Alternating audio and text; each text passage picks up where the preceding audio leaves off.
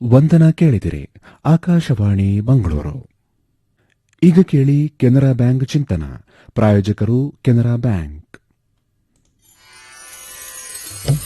ಯಶಸ್ಸಿನ ಪಯಣ ಕೆನರಾ ಬ್ಯಾಂಕ್ ಚಿಂತನ.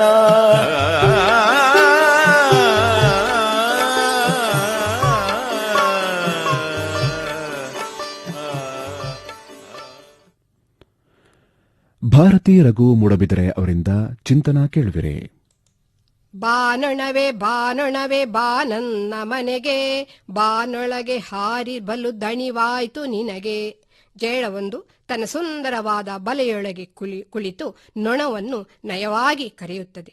ಅದರ ಮಾತಿನ ಮೋಹಕ್ಕೆ ಬಿದ್ದ ನೊಣ ಬಲೆಯೊಳಗೆ ಬೀಳುತ್ತದೆ. ತಕ್ಷಣ ಜೇಡ ಅದರ ರಕ್ತ ಹೀರಿ ಹೊಟ್ಟೆ ತುಂಬಿಸಿಕೊಳ್ಳುತ್ತದೆ.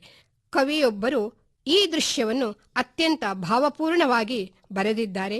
ಜೇಡರ ಬಲೆ ಪ್ರಪಂಚವನ್ನೇ ಪ್ರತಿಬಿಂಬಿಸುತ್ತದೆ. ಮನೆಯ ಮೂಲೆ ಮೂಲೆಗಳಲ್ಲಿ ತನ್ನ ಸಾಮ್ರಾಜ್ಯ ಕಟ್ಟುವ ಜೇಡ ಆಡುಮುಟ್ಟದ ಸೊಪ್ಪಿಲ್ಲ, ಜೇಡ ವಾಸಿಸದ ಸ್ಥಳವಿಲ್ಲ ಎಂಬ ಮಾತಿಗೆ ಸಾಕ್ಷಿ.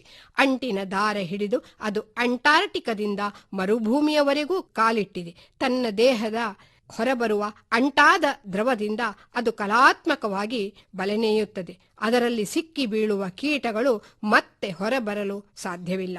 ಹಳ್ಳಿ ಪ್ರದೇಶಗಳಲ್ಲಿ ಹಿರಿಯರು ಬೆಳೆಗಳನ್ನು ಕಾಪಾಡಲು ಮಾಳ ಅಥವಾ ಅಟ್ಟಳಿಗೆ ಎಂಬ ರೀತಿಯ ಗುಡಿಸಲು ಕಟ್ಟುತ್ತಿದ್ದರು. ಅದರ ಒಳಗೆ ಜೇಡ ಬಲೆ ಕಟ್ಟಲು ಅವಕಾಶ ಸಿಗುತ್ತಿತ್ತು. ಅದರಿಂದ ಬೆಳೆ ನಾಶ ಮಾಡುವ ಕೀಟಗಳನ್ನು ಜೇಡ ಭಕ್ಷಿಸುತ್ತದೆ. ಪ್ರಕೃತಿಯಲ್ಲಿ ಯಾವುದೂ ವ್ಯರ್ಥವಲ್ಲವೆಂಬ ಸತ್ಯವನ್ನು ಇದು ಹೇಳುತ್ತದೆ. ಆದರೆ ಜೇಡರ ಬಲೆ ಕೇವಲ ಗೋಡೆಯ ಮೇಲೆ ಕಾಣಿಸುವ ಅಸಹ್ಯ ವಸ್ತುವಲ್ಲ. ನಮ್ಮ ಮನದೊಳಗೂ ನಾವು ಬಲೆ ಹೂಡುತ್ತೇವೆಯಲ್ಲವೇ?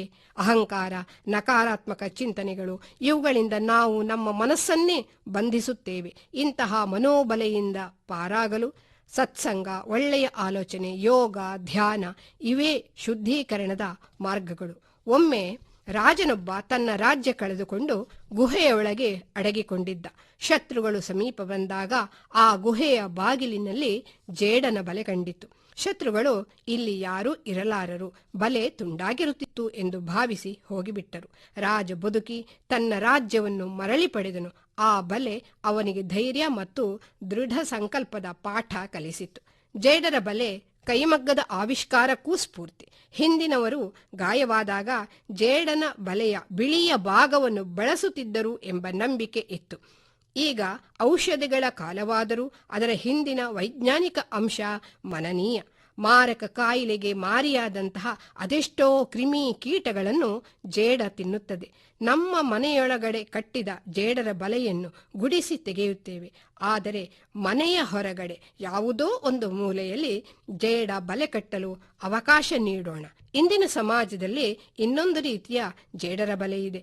ಕುತಂತ್ರದ, ಮೋಸದ, ಮತಾಂಧತೆಯ ಜೊತೆಗೆ ಸೈಬರ್ ಅಪರಾಧಗಳು, ಹಣಕಾಸು ವಂಚನೆಗಳ ಬಲೆ, ನಯವಾದ ಮಾತುಗಳಿಂದ ಯುವತಿಯರನ್ನು ಹಾಗೂ ಅಸಹಾಯಕರನ್ನು ತಮ್ಮ ಬಲೆಗೆ ಸೆಳೆಯುವವರು, OTP ವಂಚನೆ, ಸ್ನೇಹದ ಹೆಸರಿನಲ್ಲಿ ನಡೆಯುವ ಮೋಸಗಳು, ಇದರ ಜೊತೆಗೆ ಧರ್ಮವನ್ನು ತಿರುಚಿ ಇತರ ಧರ್ಮದವರನ್ನು ವಂಚಿಸಲು ಪ್ರೇರೇಪಿಸುವುದು, ಇವೆಲ್ಲ ಸಮಾಜವನ್ನು ವಿಭಜಿಸುವ ವಿಷಕಾರಿ ಪ್ರವೃತ್ತಿಗಳಾಗಿವೆ. ಇಂತಹ ಅಪಾಯಕಾರಿ ಜೇಡರ ಬಲೆಗಳಿಂದ ಜನರನ್ನು, ವಿಶೇಷವಾಗಿ ಯುವ ಜನರನ್ನು ರಕ್ಷಿಸುವುದು ಪ್ರತಿಯೊಬ್ಬನ ಹೊಣೆಗಾರಿಕೆಯಾಗಿದೆ.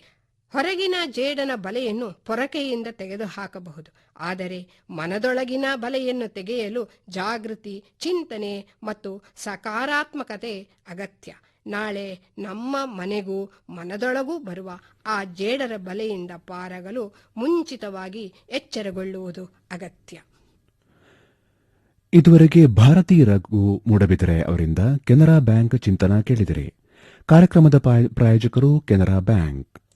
ಸ್ವಂತ ಮನೆಯ ಬಾಗ್ಲನ್ನ ಫಸ್ಟ್ ಟೈಮ್ ಓಪನ್ ಮಾಡೋ ಖುಷಿನೇ ಬೇರೆ. ಆ ಕನಸನ್ನ ಕೆನರಾ ಹೋಮ್ ಲೋನ್ ಜೊತೆ ನನಸಾಗಿಸಿ. ವರ್ಷಕ್ಕೆ ಕೇವಲ 7.15% ರಿಂದ ಇಂಟ್ರೆಸ್ಟ್ ರೇಟ್, ಪ್ರಾಸೆಸಿಂಗ್ ಚಾರ್ಜಸ್ ಮೇಲೆ 50% ಕನ್ಸೆಷನ್, 0 ಡಾಕ್ಯುಮೆಂಟೇಶನ್ ಚಾರ್ಜಸ್, ಜೊತೆಗೆ ಪ್ರೀಪೇಮೆಂಟ್ ಅಥವಾ ಪ್ರೀ ಕ್ಲೋಜರ್ ಪೆನಲ್ಟಿ ಇಲ್ಲ. Canara bank, together we can. Akashvani Mangaluru.